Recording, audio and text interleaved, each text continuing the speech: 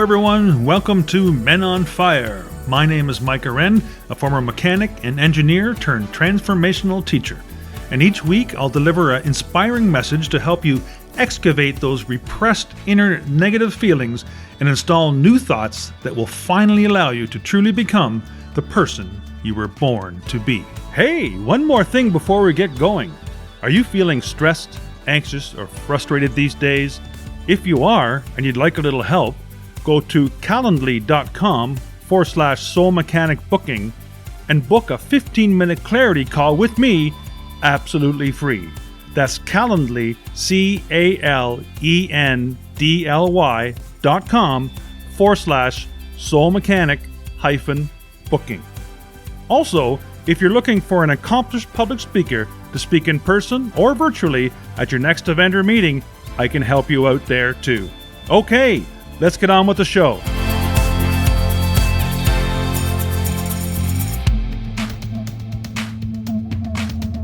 Welcome to another edition of Men on Fire here on Soul Mechanic Radio.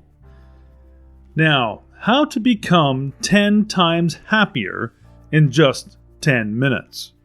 Sounds too good to be true, doesn't it? And of course, it actually is too good to be true. But while it will inevitably take more than 10 minutes to turn your life completely around, you will be able to hoist your sails and set a new course in just 10 minutes. How? You're going to have to listen to this podcast to find out. Now, many of you know my mantra is thoughts become things. And I realize not everyone might be on board with this, but I think we can all agree that our thoughts have something to do with our destiny. Yes? Good. So we all agree then that thoughts do have something to do with our destiny. So let's get started. So a prestigious American science magazine, oddly enough called Scientific American, says that 50% of what you talk about in your past isn't even true. You just make it up. So how is that possible, you say? Well, it's because you don't have the same brain you did 10, 15, or 30 years ago. You see, we are products of our environments, and you've been exposed to new environments in the past as time went on. So that alters the way we think about things. So what that means is that when you react to someone or something in your life, you actually have a choice. When an event changes how you feel, there's a chemical reaction that happens and takes place in your body. And most people don't think they can control these emotional reactions. So then when you react to some coworker or some relative or somebody in traffic, the moment you reacted emotionally, you were altered chemically. And if you don't know how to control your emotional reaction after that event, and you allow those emotions to linger for hours or days, you know what that's called? A mood. That's called a mood. Hey Mike, what's wrong with you today? Oh, I'm in a mood. Really? Why are you in a mood? Well, I don't know, but this thing happened to me 4 days ago and I'm having one long emotional reaction. Now, while many of us soon get out of these temporary funks, sometimes we choose to keep this feeling going on for weeks and months, and that's called a temperament. Hey, why is she so angry? I don't know. Let's ask her. Hey, why are you so angry? Why are you so bitter? Because I had this experience 7 months ago and I'm memorizing my emotional reaction. And if you just keep this up for years on end, you know what that's called? That's called a personality trait. You see, we as human beings wear our emotions on our sleeves. And that's who we think we are. And we will talk about the past to validate why we are not creating the life that we want. So, if you wake up in the morning and you are not being defined by a vision that's bigger than you, and if it doesn't get you out of bed and inspire you into infinite possibilities, I know what you're doing. You're getting up and letting the old hardware of the past and the old emotions stored in your body guide your ship. And if you do that, you know what's going to happen, don't you? You're going to wake up and you're going to open your eyes and you're going to see the same people go to the same places and do the exact same thing at the exact same time. And from the moment you opened your eyes, it's your external environment that's controlling how you think and feel, which controls how you act, which controls the results you get in your life. It does this because you have a neurological network in your brain for every person you know, every place that you go, everything that you own, everything that you do. And the moment you open your eyes and see the same people and go to the same places and do the exact same thing at the exact same time, it's your external environment that's turning on different circuits in your brain, causing you to think equal to everything that you know. And you agreed with me when I told you that thoughts had something to do with your destiny, right? So obviously, these types of thoughts have something to do with our destiny. So as long as you keep thinking equal to your present environment, you just keep recreating the same life.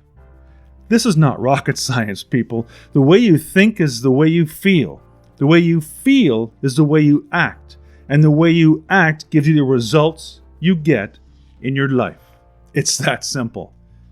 So, how to change? How to truly change then? Well, we start by thinking greater than our environment. To think greater than the circumstances in your life. To think greater than the conditions in your world. Again, this is not rocket science. Every great person in history knew this.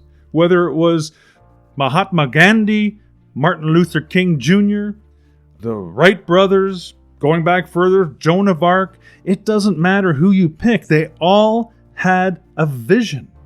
And they couldn't see it. They couldn't smell it. They couldn't taste it. Couldn't feel it. Yet it was alive in their mind. This vision was so alive in their minds that they began to live as if that future reality was happening right then and there in the present moment. So, I have a question for you. Can you believe in a future that you can't see or experience with your senses, yet that you have thought about in your mind, that your brain has literally changed to look like the event occurred? Believing that very thing has changed my life. So I know this to be true. It brought me out of losing everything and thinking suicidal thoughts to getting a new car, a lakefront home complete with boat and garage, so I can work on my cars that I enjoy doing.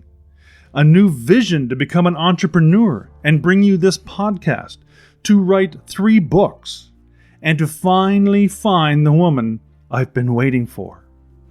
This can happen to you too, because the latest research in neuroscience says you can change your brain from living in the past to living in the future.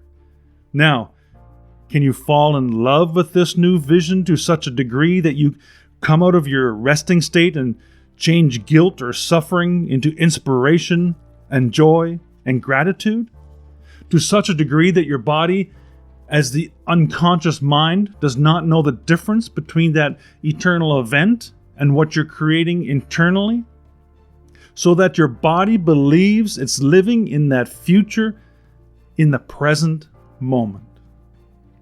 If you can, you will begin to signal new genes in new ways to change your body to look like the event has already occurred. And yes, we can change our genes. Our genetic makeup and we'll talk about this in depth in a future episode. But if you're interested, check out Dr. Bruce Lipton online. The latest research by Dr. Bruce Lipton says that we can change our bodies by thought alone. So no longer are we prisoners of our genetic makeup. Now, think about this for a moment. If there's a physical evidence in your brain and body to look like the event has already occurred, your brain and body are no longer living in the past. They're living in the future that you are creating. And you will walk right into your vision. Now, the moment you realize you're no longer making the same choices as the day before, you're going to start feeling uncomfortable. Like I said, this is not easy, and this is the part that you can't do in 10 minutes.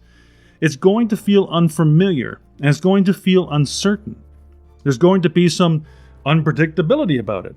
And studies have shown that many people would rather hold on to their guilt and unworthiness than to step into the unknown, because these feelings we've been having from living in the past have become so familiar that it's now a habit. It's an addiction as real as any other. But the moment you stop making the same choices that you always make, get ready, because it's going to feel uncomfortable. And this is when we need to strive to become comfortable with feeling uncomfortable. So that just means to get comfortable with that uncomfortable feeling. Because this is the moment that you're headed towards your new self. Now, remember, 95% of who you are is your body as the mind. Your body is being the mind. You know what it's like. We've done this so many times. We've done something so many times, it's just automatic, isn't it? We don't think about it anymore. Our body does it better than our brain. So you may actually complain unconsciously, you don't realize it, because your body just does it all the time. Then all of a sudden you say, no complaining, no more blaming, no more feeling sorry for myself, no more talking about other people. So what happens is the body starts sending signals to the brain, and the body has been conditioned that way. And all of a sudden you start hearing the thoughts in your head that say, maybe I should start this tomorrow. Yeah. This is too hard for me. I can't change. Something's wrong with me. I think it's my parents' fault. It's my ex-spouse's fault. Yeah, that's it. Yeah, it's her fault. It's my boss's fault. I'm this way because of this event that took place in the past. Or the really big one, this just doesn't feel right. Well, of course it doesn't feel right, because you're going somewhere you've never been before. So you've never been there before. Of course you're going to feel uncomfortable, and it's not going to feel right because you've never been there yet. So this is where you have to have that faith, that leap of faith, that things will work out. But the moment you respond to those doubtful thoughts as if they were true, those thoughts then lead to the same old choices as before, the same behaviors and experiences that produce the same old results. And then you say to yourself, but this feels right though. It feels better. It feels better because of the familiarity, because you are back in your old patterns. You're back to the addiction. And like I said at the beginning of this podcast, you can hoist your sails and set your course in 10 minutes, but sailing to your destination is going to take time. And there will be some rough seas ahead, I'll guarantee you. But this going from the old self to the new self, stepping into this new void, stepping into that uncertainty, is the biological, neurological, hormonal, chemical, and genetic death of the old self. Now, some of you might say, but in that unknown, I can't predict my life or my future. If I'm in that unknown part, I can't predict anything. What's going to happen to me? Well, hello. you never could predict anything. You just made certain predictions that you wanted things to turn out a certain way, and you had some security. That's all. But what I've found out to be true in my life is that the best way to predict my future is to create it. If I can create my future, I don't have to predict anything. I just have to, as we've suggested here, act as if it's already come true. Not from the known, but from the unknown. And when you and I get comfortable in this place of the unknown, that's where the magic happens, folks. And if you're able to do this, you're going to have a new experience. And that new experience will get you out of that funk, that mood, that temperament, and that personality trait. It's going to enrich the circuits in your brain, because that's what experience does. And then you're going to feel like a leader. You're going to feel like you're successful. You're going to feel clear. And the moment you feel these feelings, you are teaching your body chemically to understand what your mind has already intellectually understood. See, knowledge is for the mind, experience is for the body. And in those new moments, you are embodying leadership, embodying success, and embodying clarity. Why? Because the emotion is just the experience in chemical form. I'll say that again. Emotion is just experience in chemical form. So now you are embodying knowledge. Now, if you've done this experience once, you now know that you can repeat it. And the great people of this world that you see and you wonder how the heck do they do all that they do? They do this, and they just keep working to reproduce the experience. And if you can reproduce the experience over and over again, neurologically and chemically, you will condition your body to become the mind. Now, it will be innate in you. It'll become second nature. It'll be easy. It'll be familiar. It'll be common. And it will become automatic. You have done it so many times, it is now who you are. Now, you may have noticed that I made an effort in this episode today to be a little less spiritual and woo-woo and focus more on some of the science of it. And most of my research for this episode has been focused around the works of Dr. Bruce Lipton and Dr. Joe Dispenza. So if you feel so inclined, please check them out online. Thank you so much for listening to today's episode. I look forward to seeing you again very, very soon. Bye for now.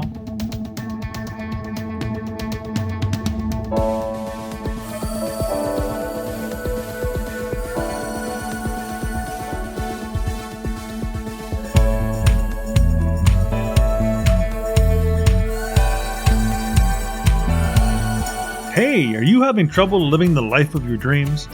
Guess what? You're not the problem. It's not that you're not smart enough, deserving enough, or even hardworking enough. The problem is that you haven't yet installed the one key belief that will change everything. Want to know what it is? You're the one. That's right. You are the one. The world is waiting for you to give it that one special gift that only you possess. Want to find out more? Head to my website at micaren.com to order my new trilogy, You're the One. The first two books are available together in an omnibus book with the exciting final installment of the series available soon. Thank you so much for listening to today's episode. As always, keep what feels good and dump what doesn't. And remember, live without judgment, give without expectation, and love for no reason. Follow those three simple expressions and you'll be well on your way to an inspirational, intentional, and successful life. Until next time, you're the one.